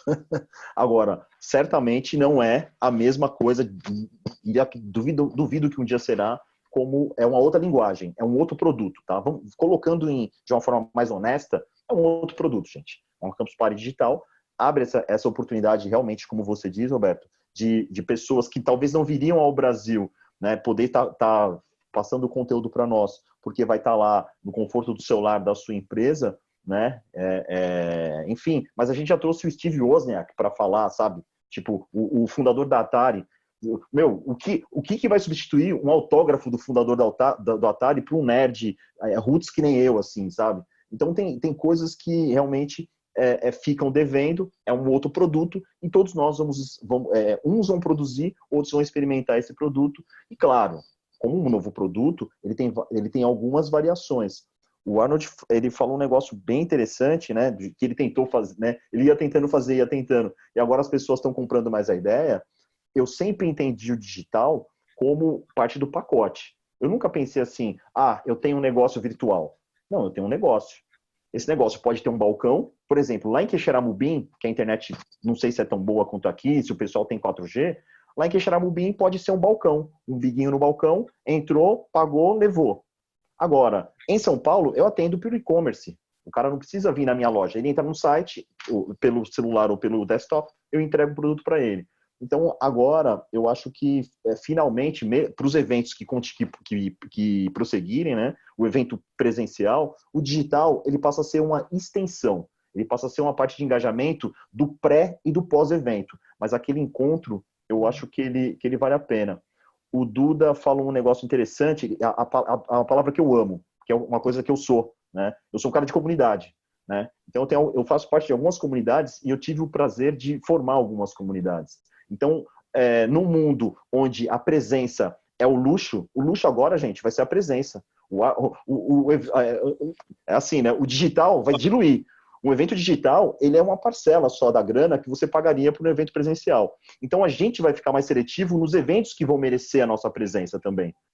Então, assim, vai valorizar os bons eventos, os eventos de realmente qualidade, os eventos digitais. Enfim, vai ter uma mega oferta. Não sei como que vai ficar isso, o mercado de oferta e procura, mas queria convidar todos também a pensar nisso, assim. Qual o evento que vai merecer a nossa presença? E aqueles que a gente acha que merece a presença dos VIPs, né? O que a gente vai produzir para esses caras estarem nos nossos eventos? Perfeito. Olha, eu acho assim que é incrível como tem esse consenso aqui, não combinado, como eu disse, e eu vou passar para as perguntas, porque já estamos chegando aí às 15h30, e o tempo voa, né? Mas você viu, Duda, como é que o Arnold é forte, né? Ele falou, pode cair, ele exemplificou derrubando sua conexão. Ele falou, obrigado, eu senti aqui, fiquei uns 10 minutos para voltar, mas o cara entende mesmo do negócio. Eu não Jamais eu derrubaria, o cara é meu parceiro, bicho. Eu aprendi que eu não brinco com ele, é difícil. Mas olha, uma das coisas que eu sempre insisto, a gente vem tratando disso há muito tempo, e quando a gente lê jornal e tal, muitas vezes a gente pensa ao contrário, é que a tecnologia não foi criada para servir a ela própria. A tecnologia foi empacotar conhecimento para servir a gente. Na ponta tem uma pessoa, é o que Duda falou. Na ponta de tudo tem uma pessoa. No início do negócio e no final do negócio tem uma pessoa. E os problemas humanos, com toda essa disrupção, com toda essa inovação, continuam os mesmos. A gente quer se alimentar, descansar, se informar. Os problemas são os mesmos. A tecnologia muda como atender. E eu acho que a gente está aqui enfrentando isso. O mundo que a gente conhece mudou de maneira forte. Por quê? Porque o ambiente que está nele foi altamente modificado. Mas nossas necessidades são ainda as mesmas. E a gente tem que reaprender. E são esses trade-offs, Fernando. Na hora que a gente consegue ampliar, tanto como participante como palestrante, na questão global, ainda tem aquela necessidade humana da integração, né? De estar junto, aquele conteúdo emocional, aquela vivência muito forte. Então, eu acho que todo mundo aqui, a gente tem que enxergar o seguinte: nós temos alguns problemas. E muitas vezes a pessoa oferece algo sem pensar qual problema ela está resolvendo, né? Eu vou fazer isso que é legal, tem tecnologia bacana. E o problema agora vai ser do consumidor também. Eu acho que o Tomé pontuou muito bem. Não é só pensar qual evento eu vou oferecer presencial. É pensar o seguinte: eu tenho na oferta do presencial, qual é o evento que a minha presença faz diferença entre eu ir e ficar, né? Por exemplo, o teletrabalho, eu acho que os empresários têm que pensar muito bem o seguinte: primeiro, o teletrabalho não é um benefício dado ao funcionário.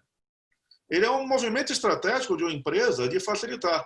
E segundo, o teletrabalho não é você tirar o funcionário do escritório e botar em casa, é tirar a obrigação dele estar no escritório.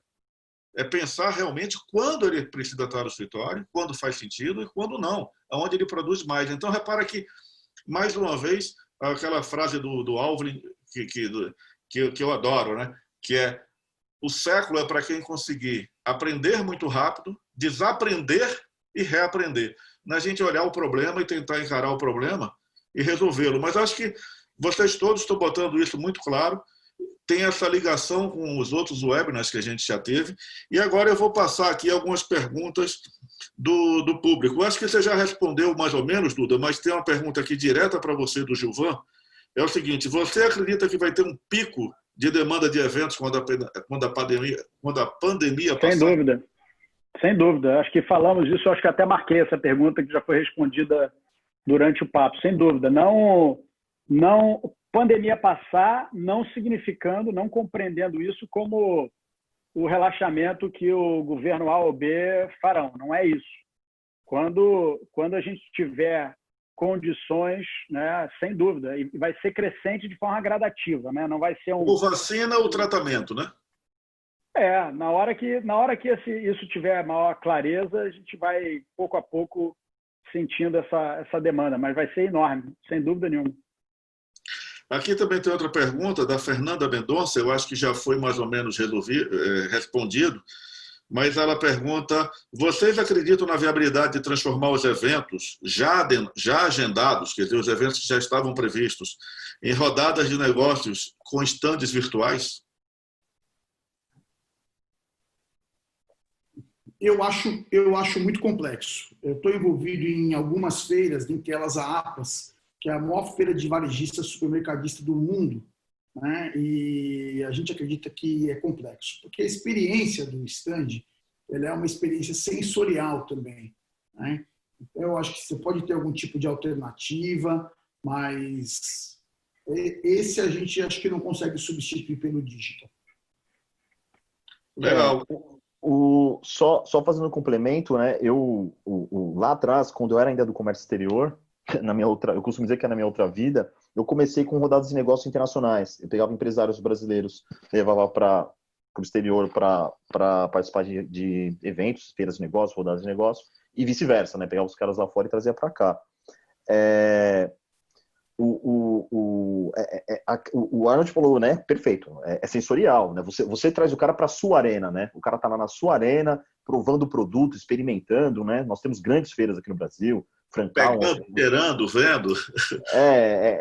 Esse tipo de coisa ainda não é replicável no ambiente digital. Ainda não é. Talvez daqui a algumas décadas seja.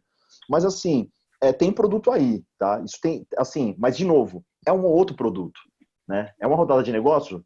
Você pode até dar o mesmo nome, rodada de negócio digital, mas é uma outra proposta.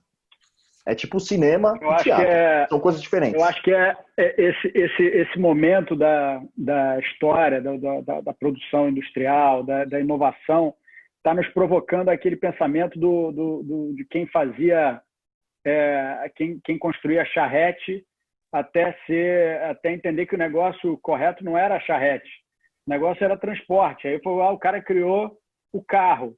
Aí depois do carro, quem achar que está no negócio do carro não vai entender que está no negócio do transporte. Daqui a pouco vem o drone fazendo. Então, se evento é uma coisa e a necessidade humana é outra.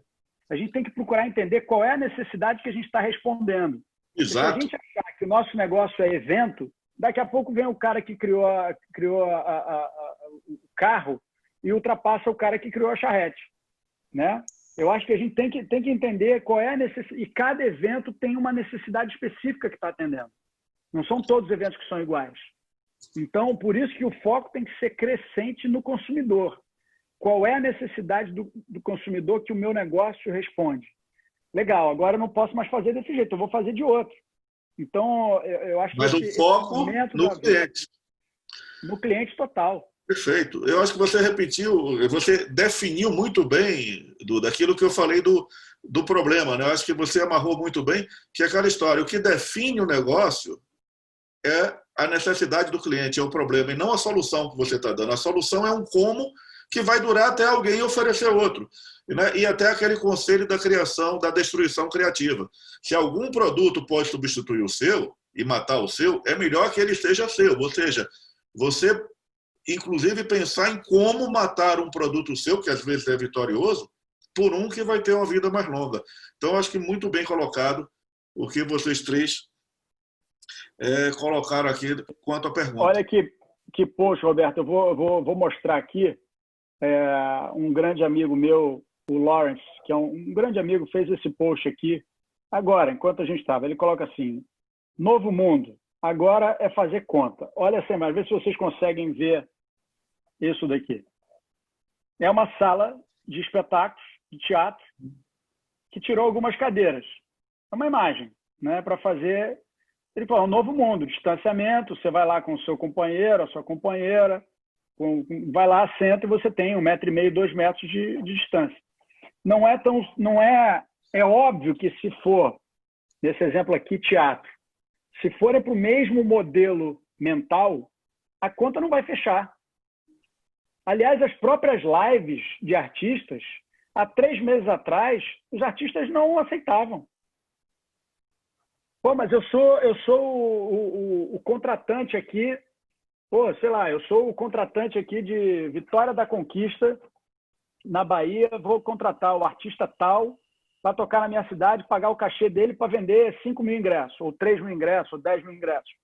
Posso transmitir o show aqui pela internet para eu tentar fazer a audiência crescer para 50 mil, 100 mil, 200 mil? Não pode. Não podia. Né? Esse era um direito que o artista tinha que ele não trabalhava, porque ele conseguia rentabilizar por um outro modelo. Então, acho que tudo é quase que embaralhar tudo de novo e redistribuir as cartas. Né? É um recomeço. Perfeito. Bom, o Diego Segermano pergunta aqui: em conversa com produtores e artistas, o mercado de live se tornou a saída para a crise. Previsão de volta de shows em meados de 2021. É isso mesmo? Eu acho que assim, a parte das lives a gente já respondeu um pouco, vocês responderam. E a previsão, vocês arriscariam uma previsão ou acham que ainda a chuva e a escuridão está muito forte para dar esse cenário? Duda, vai você. Sobre a reabertura, você diz especificamente... Reabertura de grandes shows, Eu acredito, olha só, a gente preparou pela Apresenta, junto com as outras entidades, a gente preparou, se eu conseguir compartilhar aqui esse quadro, acho que é interessante. Vê se vocês conseguem ver essa imagem aqui. Sim. Estão conseguindo ver essa tela? Vocês veem o meu mouse mexendo, não? Vocês veem o meu mouse mexendo? Perfeito. Você vê que ali em vermelho você tem os festivais, né? Nesse eixo central aqui é quantos meses após o relaxamento. Então, o primeiro mês, que são esses mais clarinhos, então museu, parque temático, etc. 2 meses depois do relaxamento, aí você já abarca ali parques públicos, eventos, teatros, casas noturnas, cinema, exposições. E lá na frente, depois de 3 meses, o relaxamento de festivais, etc.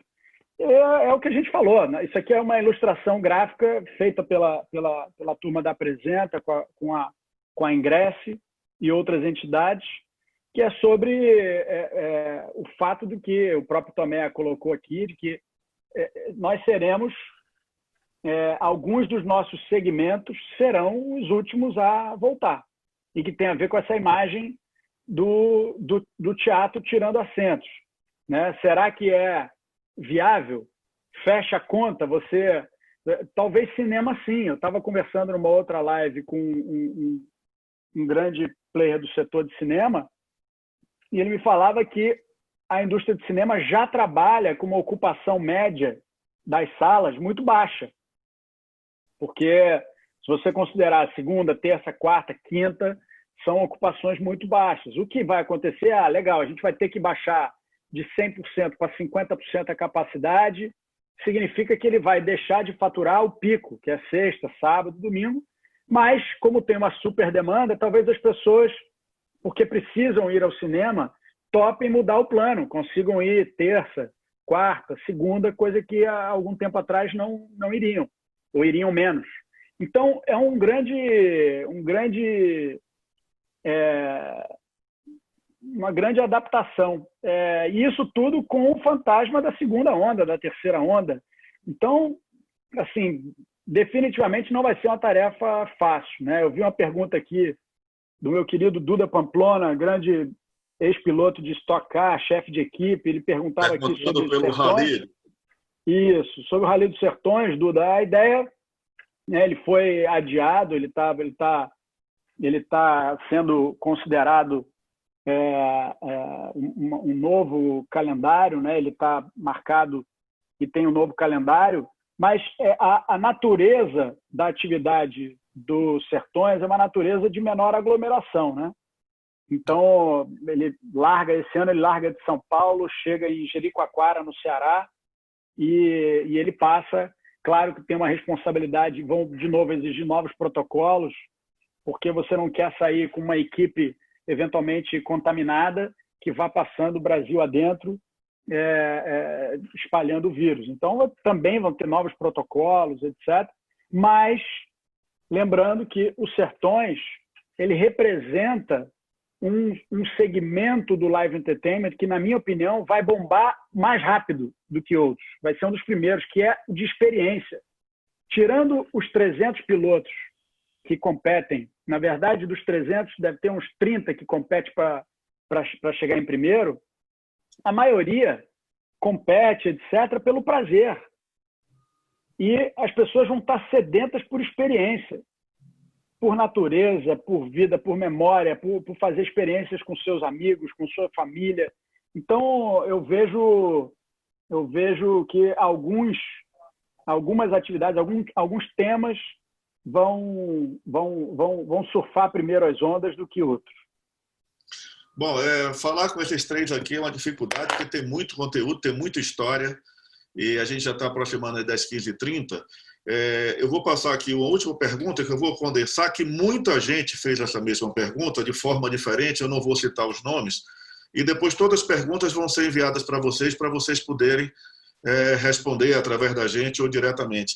Mas, assim, muita gente preocupada com a questão do patrocínio, né? Qual o melhor modelo aí que vocês acreditam nesse mundo híbrido que está surgindo, digital e físico?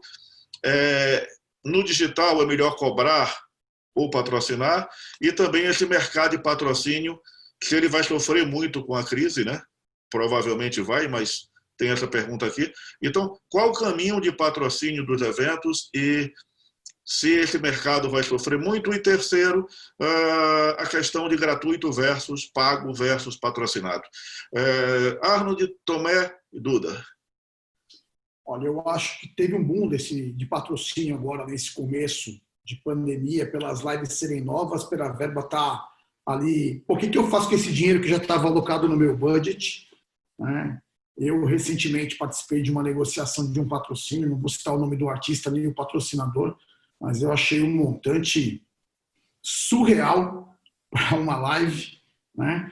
Então eu acho que esse mercado nesse momento está super dimensionado, tá? Acho que ele vai dar uma recuada, até porque grandes marcas vão ter problemas financeiros também se a gente tiver com dever de desemprego. Então eu acho que tem uma mudança para isso, né? E é uma indústria em evolução, seguindo tudo no digital, né? Você afere a audiência. Eu acho que vai deixar de ser aquele pacotão, me deu dinheiro, eu faço, olha, eu vou por audiência, por realização, por scan no meu QR Code, né? Para poder mensurar. Tá? Então, estou um pouco distante disso, estou mais do lado das empresas porque a gente apoia como conselheiro de cultura e de desenvolvimento das marcas, mas eu acredito que foi superdimensionado nesse momento e vai se ajustar para uma tangibilidade e um mensuramento mais real.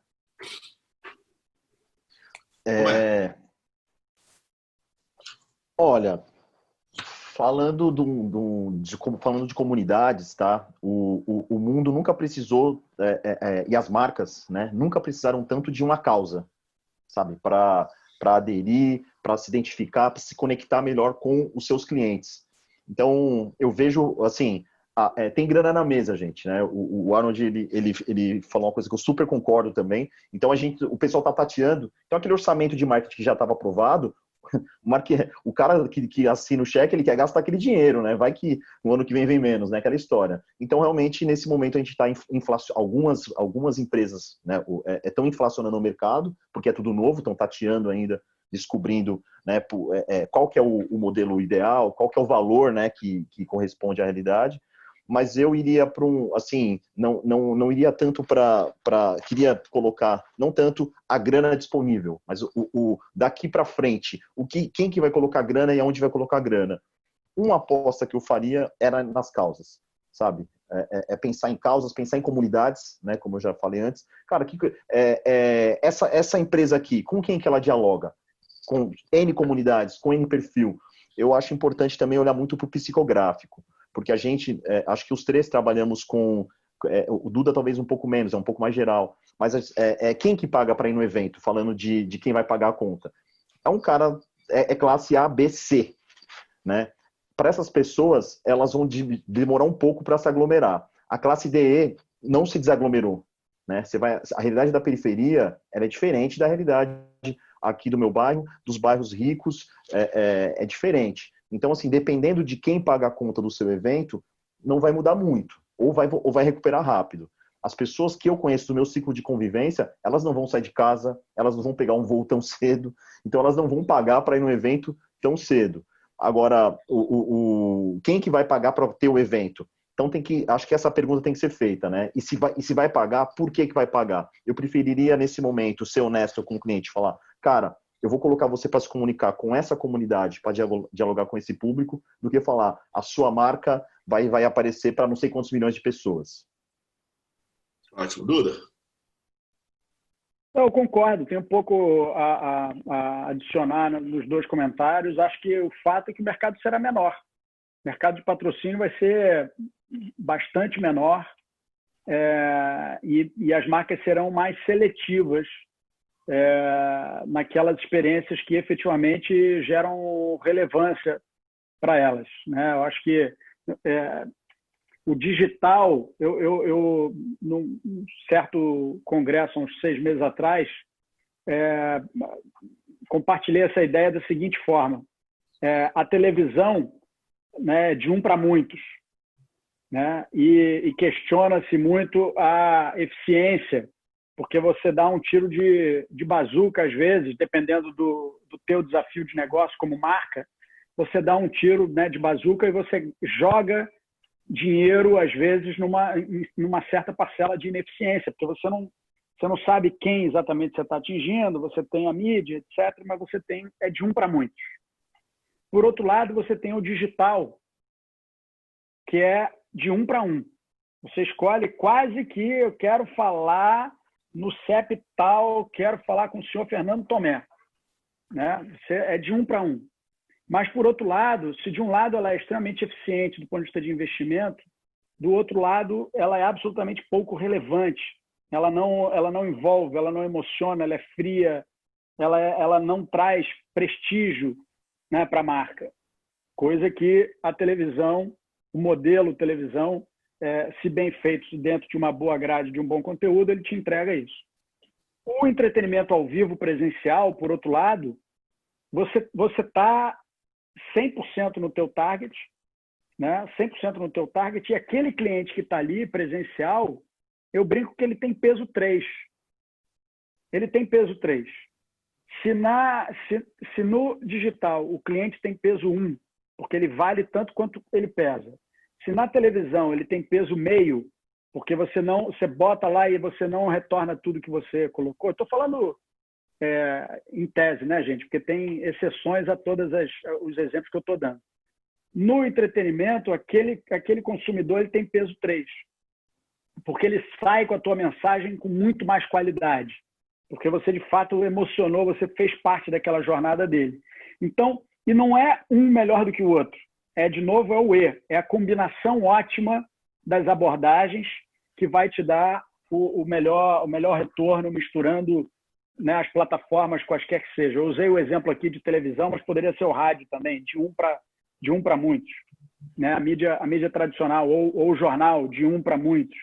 Então, nesse sentido, eu acho que a verba de patrocínio como um todo, o mercado será menor e as escolhas serão mais ricas, mais precisas, mais relevantes. Ok. Bom, gente, eu vou ter que, infelizmente, ir para a despedida. As perguntas vão ser enviadas a todos. Assim, buscando aqui fazer uma rápida amarração de tudo que a gente falou e com os outros eventos que a gente já fez, eu vejo que tem algumas coisas aqui que são repetitivas. Uma que a gente falou aqui bastante sobre eventos, e que é a nossa aposta de que os eventos, quando voltarem, voltam com muita força, os eventos físicos.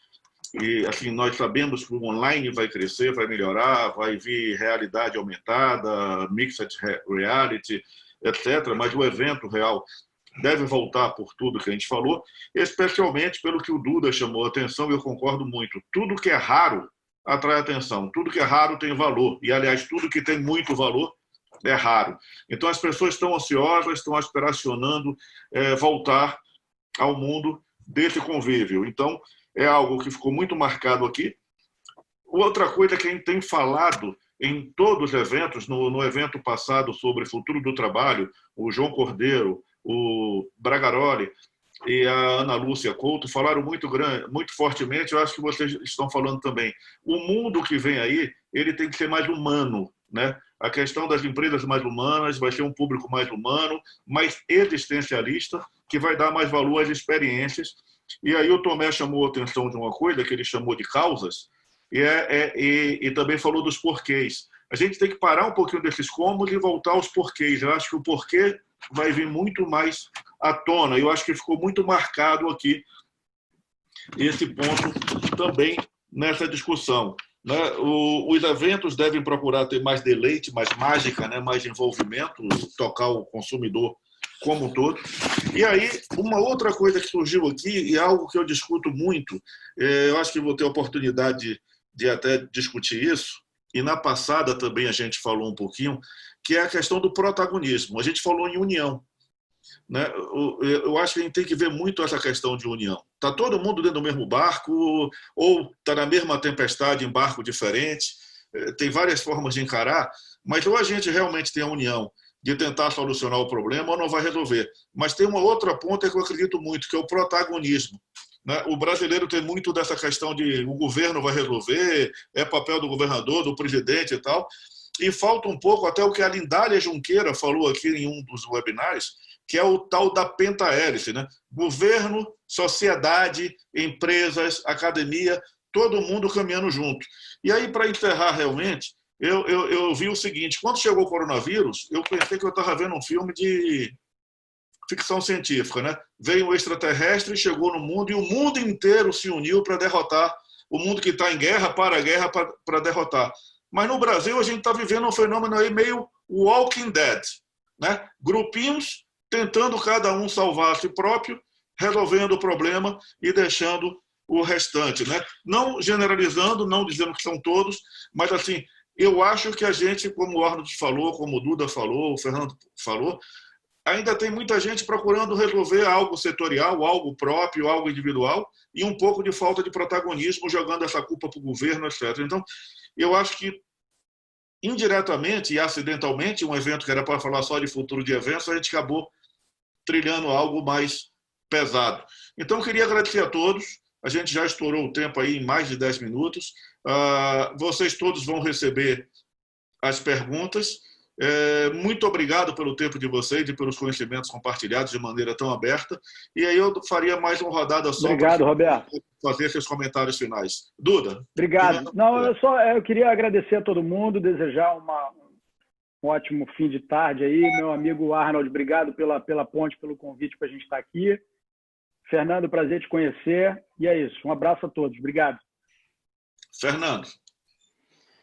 Um prazer aí estar aqui, conhecer o Arnold e o Duda, agradecer o convite da SET aí pelo Roberto, parabéns, eu sou fã aí do evento de vocês, que esse ano, enfim, né, vamos aguardar aí se vai ter ou não. Desejar sucesso a todo mundo que está ouvindo, que participou, vamos se cuidar da saúde, se unir, né, e desenhar cenários onde nós sejamos os protagonistas, né, não deixar para o aleatório. Sucesso a todos. Arnold. Legal. Bem, primeiro quero agradecer o Fernando e o Duda por toda a experiência que vocês passaram aí. Eu aprendi muito com os dois, puta inspiração. Agradecer ao Roberto pelo convite. Roberto, meu amigo particular, cara que eu admiro e me ensina muito. E parabenizar a SET pela iniciativa, né? A SET sempre é pioneira, trazendo assuntos bacanas. Então, estou muito feliz de ver a SET saindo na ponta e estando presente nesse momento. E torcer para que a gente tenha muita saúde, pessoal. E aí tudo vai ficar bacana. Bom, fiquem todos ligados, a SET está fazendo vários eventos online, eventos técnicos, eventos como esse. Fiquem ligados, entrem no site da SET, procurem ver os eventos. Muito obrigado a todos, obrigado a todo o staff da SET que suportou aqui nossa reunião, nosso encontro. E fiquem atentos que vão acontecer outros eventos como esse. Obrigado a todos, um forte abraço e até o próximo. Tchau, tchau. Tchau, tchau. Tchau.